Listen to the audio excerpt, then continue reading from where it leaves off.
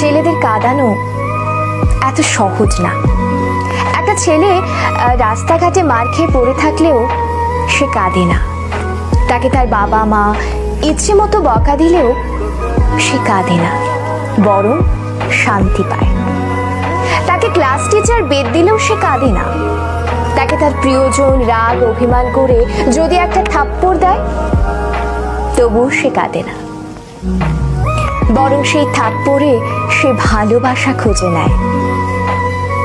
এক কথায় বলতে গেলে ছেলেরা কাঁদেই না।